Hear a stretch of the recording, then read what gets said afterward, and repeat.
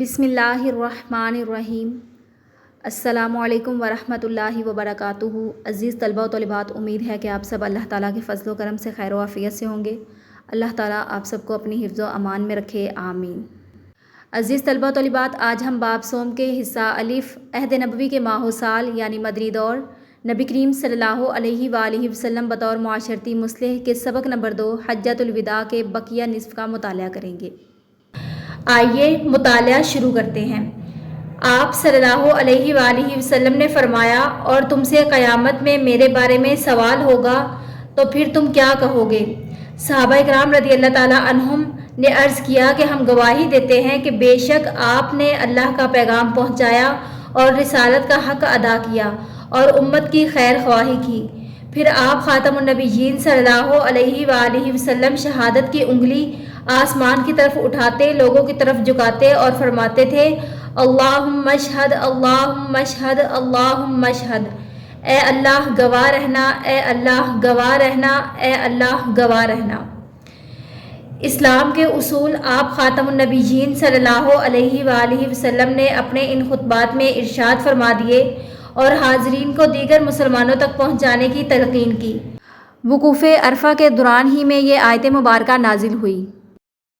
الیوم اکملت لکم دینکم واتممت علیکم نعمتی وردیت لکم الاسلام دینا، سورۃ المائدہ آیت نمبر 3۔ ترجمہ: آج کے دن میں نے تمہارے لیے تمہارا دین مکمل کر دیا اور تم پر اپنی نعمت پوری کر دی اور تمہارے لیے اسلام بطور دین پسند کر لیا۔ عزیز طلبہ و طالبات، خطبہ حجۃ الوداع کے بعد آپ صلی اللہ علیہ وآلہ وسلم نے لوگوں سے دریافت کیا کہ کیا میں نے اللہ کا پیغام آپ تک پہنچا دیا؟ سب نے یک زباں ہو کر گواہی دی، جی ہاں، آپ نے اللہ تعالیٰ کا پیغام ہم سب تک پہنچا دیا۔ اس کے بعد آپ صلی اللہ علیہ وآلہ وسلم نے آسمان کی طرف شہادت والی انگلی اٹھائی اور 3 بار فرمایا، اے اللہ تو گواہ رہنا، اے اللہ تو گواہ رہنا، اے اللہ تو گواہ رہنا۔ خطبہ حجۃ الوداع کے بعد اللہ تعالیٰ نے تکمیل دین کی آیت نازل فرمائی، جو اس بات کی گواہی تھی کہ آپ صلی اللہ علیہ وآلہ وسلم جس دین کی تعلیم کے لیے بھیجے گئے تھے وہ مکمل ہو چکا ہے۔ اللہ تعالیٰ نے فرمایا، آج میں نے تمہارے لیے تمہارا دین کامل کر دیا اور اپنی نعمتیں تم پر پوری کر دی اور تمہارے لیے اسلام کو بطور دین پسند کر لیا۔ اس کے بعد آپ صلی اللہ علیہ وآلہ وسلم نے دیگر مناسک حج ادا فرمائے، قربانی کی اور پھر واپس مدینہ تشریف لے آئے۔ نبی کریم صلی اللہ علیہ وآلہ وسلم یمن کی اصلاح احوال کے لیے وقتاً فوقتاً صحابہ کرام رضی اللہ تعالیٰ عنہم کو بھیجتے رہتے تھے۔ آپ خاتم النبیین صلی اللہ علیہ وآلہ وسلم نے حجۃ الوداع سے پہلے رمضان المبارک 10 ہجری میں حضرت علی المرتضیٰ رضی اللہ تعالیٰ عنہ کو 300 سواروں کے ساتھ یمن روانہ فرمایا۔ ان کے سر پر دستار باندھی، دستار پگڑی، علم عطا فرمایا، علم نشانی یا جھنڈا، اور ہدایات دی کہ قتال میں پہل نہیں کرنی، قتال قتل کی جمع یا جنگ، نماز کا حکم دینا، اگر اطاعت کر لیں تو زکوٰۃ کا حکم دینا اور بتانا کہ روزہ ہر سال فرض ہے اور حج زندگی میں صرف ایک مرتبہ فرض ہے۔ آپ خاتم النبیین صلی اللہ علیہ وآلہ وسلم روانگی کے وقت حضرت علی رضی اللہ تعالیٰ عنہ کے لیے دعا کرتے ہوئے ارشاد فرمایا، یقیناً اللہ تعالیٰ تمہارے دل کو ہدایت دے گا اور تمہاری زبان کو ثابت رکھے گا۔ چنانچہ حضرت علی رضی اللہ تعالیٰ عنہ یمن گئے، وہاں کے لوگوں کو دعوت دین دی، بہت سے لوگوں نے اسلام کی دعوت قبول کی، حتیٰ کہ پورا قبیلہ ہمدان دائرہ اسلام میں داخل ہوا۔ جب حضور خاتم النبیین صلی اللہ علیہ وآلہ وسلم کو اس کی اطلاع ملی تو آپ صلی اللہ علیہ وآلہ وسلم بہت خوش ہوئے۔ اس کے بعد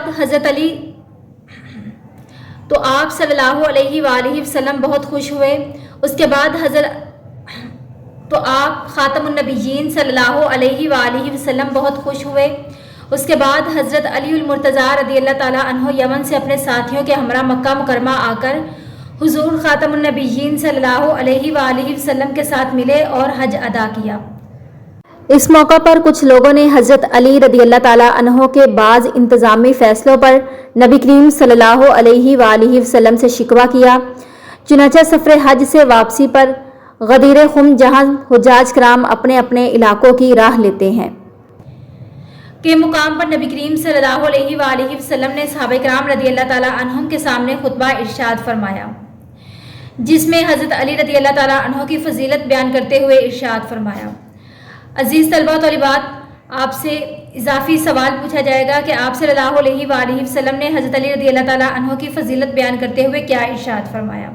جواب: میں جس کا دوست ہوں علی بھی اس کا دوست ہے۔ اے اللہ، تو اس آدمی کو دوست رکھ جو علی رضی اللہ تعالیٰ عنہ کو دوست رکھتا ہے، اور جو اس سے عداوت رکھے، عداوت دشمنی یا بغض، تو بھی اس سے عداوت رکھ۔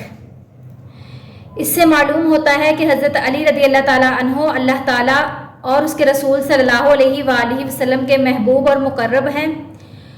ان سے محبت کا تعلق رکھنا ایمان کا تقاضا ہے، اور ان سے بغض یا کدورت رکھنا ایمان کے منافی ہے۔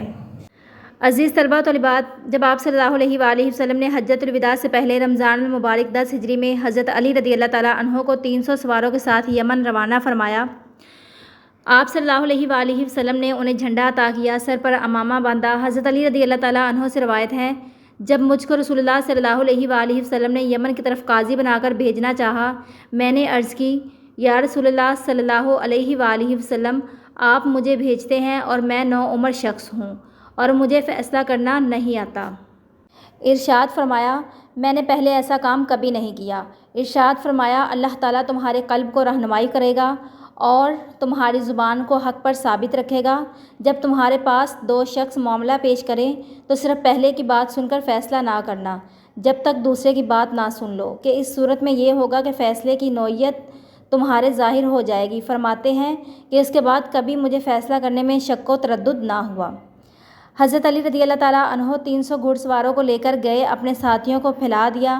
ایک جماعت کو اسلام کی دعوت دی، انہوں نے انکار کیا، جس پر اس جماعت پر حملہ کیا، اس کے 20 آدمی مارے گئے، باقی بھاگ گئے۔ یہ یمن کی پہلی فتح تھی جس سے کافی مال غنیمت ہاتھ میں آیا۔ عزیز طلبہ و طالبات، اب ہم مشق حل کرتے ہیں۔ درست جواب کا انتخاب کریں۔ نبی کریم صلی اللہ علیہ وآلہ وسلم نے حجۃ الوداع فرمایا 10 ہجری میں۔ حج اور عمرہ کے لیے اکٹھا احرام باندھنا کہلاتا ہے۔ حج قران، ہدا سے مراد ہے قربانی کا جانور۔ نبی کریم صلی اللہ علیہ وآلہ وسلم نے حجۃ الوداع سے واپسی پر کس مقام پر حضرت علی رضی اللہ تعالیٰ عنہ کی شان بیان کی؟ غدیر خم۔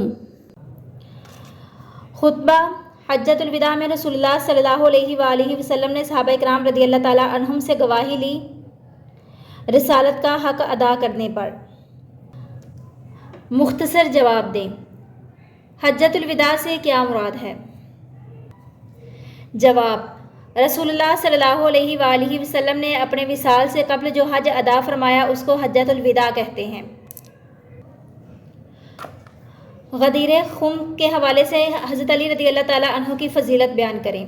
آپ صلی اللہ علیہ وآلہ وسلم نے حضرت علی رضی اللہ تعالیٰ عنہ کی فضیلت بیان کرتے ہوئے ارشاد فرمایا، میں جس کا دوست ہوں علی بھی اس کا دوست ہے۔ اے اللہ، تو اس آدمی کو دوست رکھ جو علی رضی اللہ تعالیٰ عنہ کو دوست رکھتا ہے، اور جو اس سے عداوت رکھے تو بھی اس سے عداوت رکھ۔ تکمیل دین کے حوالے سے آیت مبارکہ کا ترجمہ لکھیں۔ ترجمہ: آج کے دن میں نے تمہارے لیے تمہارا دین مکمل کر دیا اور تم پر اپنی نعمت پوری کر دی اور تمہارے لیے اسلام بطور دین پسند کر لیا۔ خطبہ حجۃ الوداع میں نبی کریم صلی اللہ علیہ وآلہ وسلم نے انسانی مساوات کے حوالے سے کیا ارشاد فرمایا؟ جواب: آپ صلی اللہ علیہ وآلہ وسلم نے فرمایا کہ تم سب آدم کی اولاد ہو اور آدم مٹی سے بنے تھے۔ کسی عربی کو اجمی پر اور کسی اجمی کو عربی پر، کسی کالے کو گورے پر اور کسی گورے کو کالے پر کوئی فضیلت نہیں سوائے تقویٰ کے۔ نبی کریم صلی اللہ علیہ وآلہ وسلم نے ہدایت اور رہنمائی کے لیے کن 2 چیزوں کو مضبوطی سے پکڑنے کا حکم دیا؟ آپ صلی اللہ علیہ وآلہ وسلم نے فرمایا، میں تمہارے درمیان ایسی 2 چیزیں چھوڑ کے جا رہا ہوں کہ اگر تم انہیں مضبوطی سے پکڑے رکھو تو کبھی گمراہ نہ ہوگے۔ وہ اللہ تعالیٰ کی کتاب اور میری سنت ہے۔ تفصیلی جواب دیں۔ خطبہ حجۃ الوداع پر جامع نوٹ لکھیں۔ عزیز طلبہ طالبات، رسول اللہ صلی اللہ علیہ وآلہ وسلم نے اپنے وصال سے قبل یہاں سے لے کر آج کے دن میں نے تمہارے لیے تمہارا دین مکمل کر دیا اور تم پر اپنی نعمت پوری کر دی اور تمہارے لیے اسلام بطور دین پسند کر لیا، یہاں تک تفصیلی سوال کا جواب ہے۔ عزیز طلبہ طالبات، آپ نے باب صوم کے حصہ الف عہد نبوی کے ماہ و سال یعنی مدنی دور، نبی کریم صلی اللہ علیہ وآلہ وسلم بطور معاشرتی مصلح کے سبق نمبر 2 حجۃ الوداع کو اچھے سے ذہن نشین کرنا ہے۔ دعاؤں میں یاد رکھیے گا۔ اللہ حافظ۔